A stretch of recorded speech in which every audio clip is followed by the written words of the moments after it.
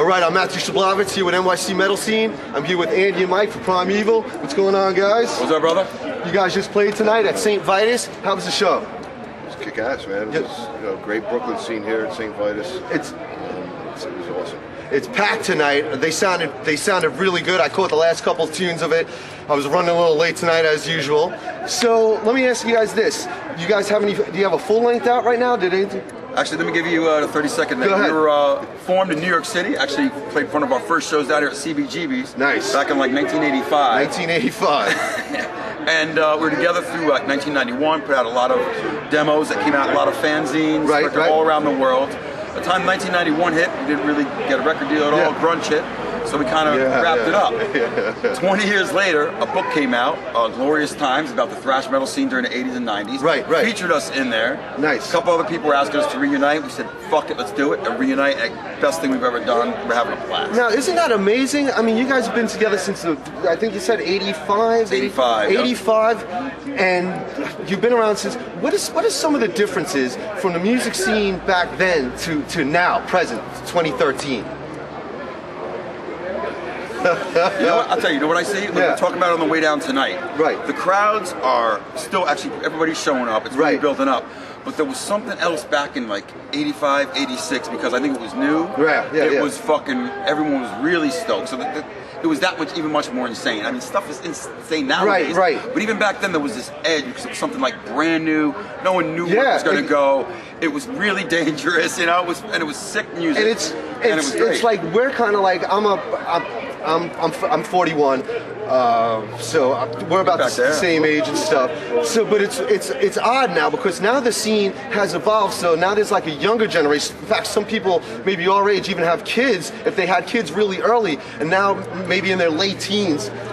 Like my kids My kids are grown now. I got the time to be able to do that. I mean, they're older teenagers. Do they listen to this genre of music? Well, how do they feel about it? Actually, they don't. They don't. They used to listen to other stuff, but then as they got in their teens, they went their own ways. But right. They come to like almost all the shows all the time.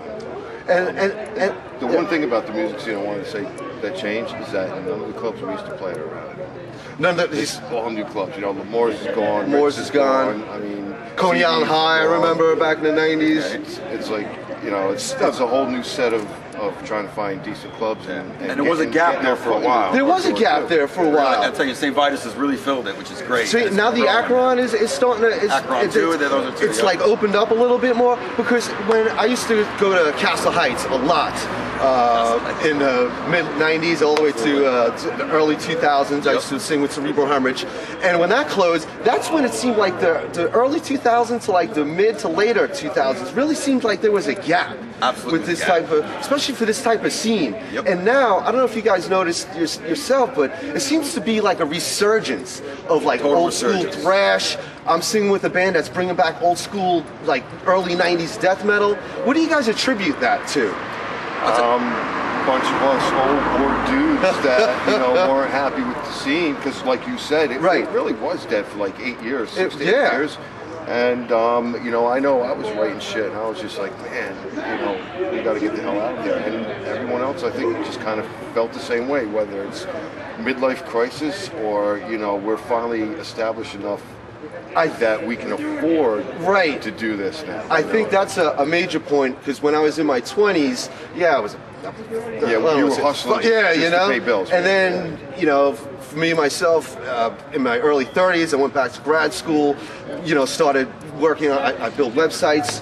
And now, like you're saying, now that maybe we have a little bit more established, and not like we're settled down a little bit, but at least we're not as crazy as we used to be, younger. And then I noticed too, like you see like bands like Warbringer and Municipal Waste they're bringing back like old school thrash, and I think it's great that scene is going on like that. Yeah, well, we signed a deal with a French label, Inferno Records, and most of the bands on there are old school thrash bands. Old school thrash bands. So we're probably the heaviest band on there. Right. But yeah, it's definitely, the scene is not just for the old, it's for the young. Yeah, for the young. So Prime Evil on Infernal Records. out of France. Yep. And what do you have out now? Is there something coming out right now? We came back in 2012. We put out a 3-song EP just to show that we're back. Right. Yeah. Business. Yeah. That came out, international distribution. You got a copy today. Right. And we're in writing mode now. We're going to put out another 2013 release. So nice. So 20 years later, we're back up, man. Be on the lookout for Prime Evil, and they're coming up with today's the middle of January 12th.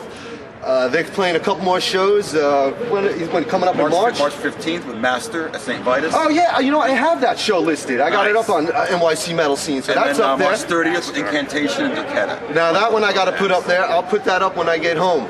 So there you have it. Scene's growing. Prime Evil, Andy, Mike. My pleasure, Matt. Thanks for coming out for NYC Metal Scene. Yeah. All right. Awesome.